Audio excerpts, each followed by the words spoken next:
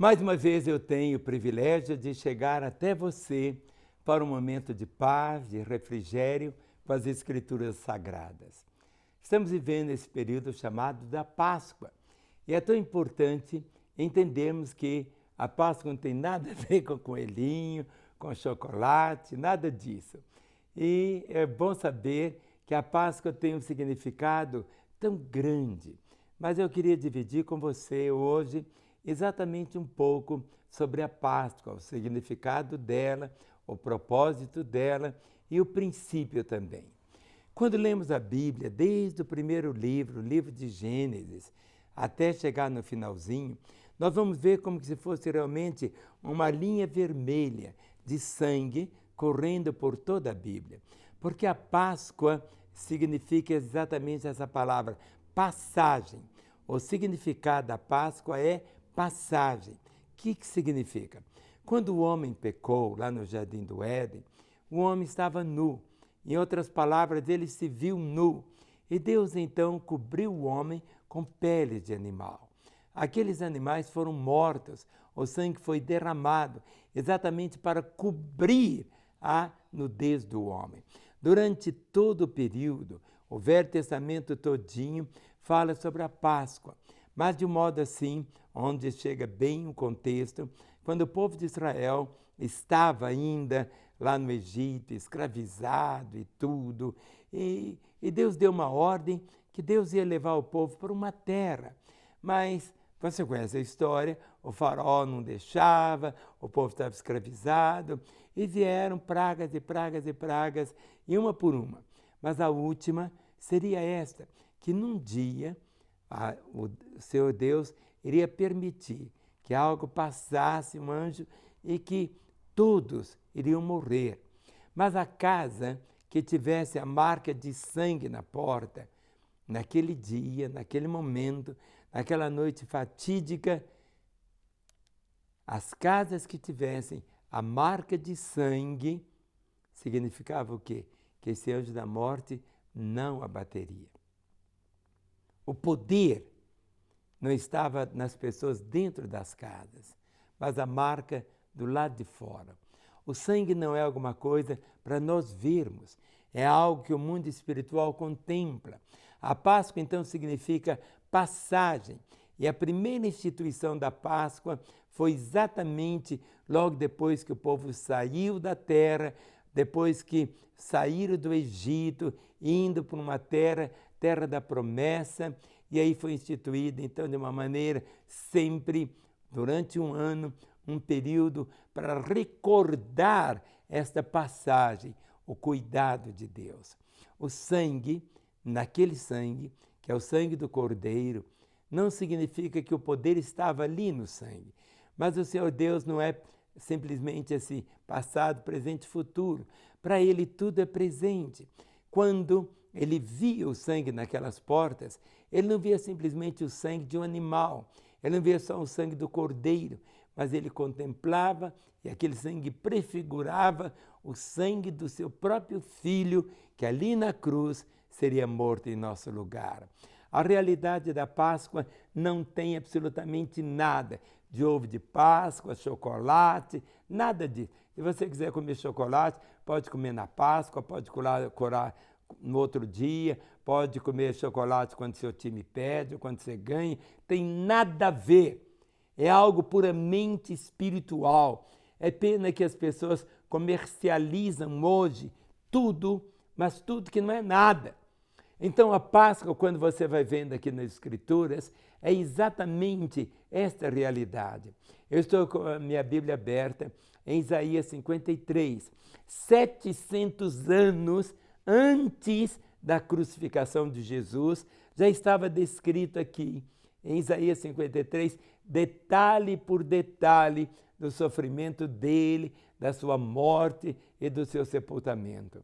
Hoje, a Páscoa prefigurava o que havia de vir, mas hoje nós não celebramos mais a Páscoa, não celebramos mais, nós celebramos algo que nos faz lembrar da morte de Jesus quando comemos do pão e quando bebemos do cálice.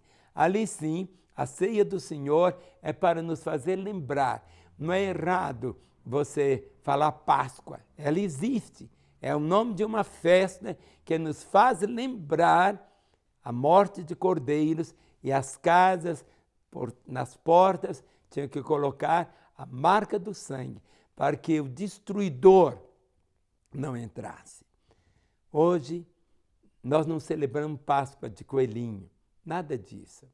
E nem de chocolate, nada disso. Não é que seja pecado mortal você comer um pedaço de chocolate, mas você pode comer depois da manhã, daqui 10 dias, não tem diferença nenhuma. O que Deus deseja é que você possa sempre lembrar da realidade do preço que Ele pagou por mim e por você. Eu leio aqui Isaías 53, 700 anos antes da crucificação do Senhor. Diz assim: quem creu em nossa pregação e a quem foi revelado o braço do Senhor? Porque foi subindo como renovo perante Ele, e como raiz de uma terra seca, não tinha aparência nem formosura. Olhámo-lo, mas nenhuma beleza havia que nos agradasse. Era desprezado, e o mais rejeitado entre os homens, homem de dores e que sabe o que é padecer, e como um de quem os homens escondem o rosto, era desprezado, e dele não fizemos caso. Certamente, Ele tomou sobre si as nossas enfermidades, e as nossas dores levou sobre si, e nós o reputávamos por aflito, ferido de Deus e oprimido. Mas Ele foi traspassado pelas nossas transgressões e moído pelas nossas iniquidades. O castigo que nos traz a paz estava sobre Ele, e pelas suas pisaduras fomos sarados. Todos nós andávamos desgarrados como ovelha. Cada um se desviava pelo caminho, mas o Senhor fez cair sobre ele a iniquidade de nós todos. Ele foi oprimido e humilhado, mas não abriu a boca. Como cordeiro foi levado ao matadouro, e como ovelha muda perante os seus tosqueadores, ele não abriu a boca. Por juízo opressor foi arrebatado. E da sua linhagem, quem dela cogitou? Porquanto foi cortado da terra dos viventes, por causa da transgressão do meu povo, foi ele ferido. Designaram-lhe a sepultura com os perversos, mas com o rico esteve na sua morte, posto que nunca fez injustiça, nem dolo algum se achou na sua boca. Todavia, ao Senhor agradou moê-lo, fazendo-o enfermar, quando der ele a sua alma com oferta pelo pecado. Verá a sua posteridade e prolongará os seus dias, e a vontade do Senhor prosperará nas suas mãos. Ele verá o fruto do penoso trabalho da sua alma e ficará satisfeito. O meu servo justo, com o seu conhecimento, justificará muitos, porque as iniquidades deles levará sobre si. Por isso, eu lhe darei muitos como a sua parte, e com os poderosos repartirá ele o despojo, porque derramou a sua alma na morte, foi contado com os transgressores, contudo, levou sobre si o pecado de muitos, e pelos transgressores intercedeu. 700 anos. Isaías contemplou esse momento. Antes do Calvário, antes da encarnação, está aqui profetizado, Isaías 53. Hoje é um dia quando o coração se torna assim, compungido. O amor do Senhor. A palavra diz que Deus prova o seu amor para conosco, em que Cristo morreu por nós, sendo nós ainda pecadores. Ele deu a sua vida por nós, não porque fôssemos dignos, não porque merecíamos algo, ou porque éramos tão santos, tão puros, tão íntegros, não. A Escritura diz que todos pecaram, destituídos estão da glória de Deus, e que o salário do pecado é a morte. A Escritura diz: aquele que pecar, morrerá. Mas o que Jesus fez? O castigo que devia vir sobre mim, sobre você também. Veio sobre quem? Sobre Jesus. Sobre ele. João Batista, quando vê o Senhor, apresenta-o dizendo: eis o Cordeiro de Deus que tira o pecado do mundo. As casas naquela época, o cordeiro era morto, mas o sangue do cordeiro era colocado aonde? Na porta, do lado de fora.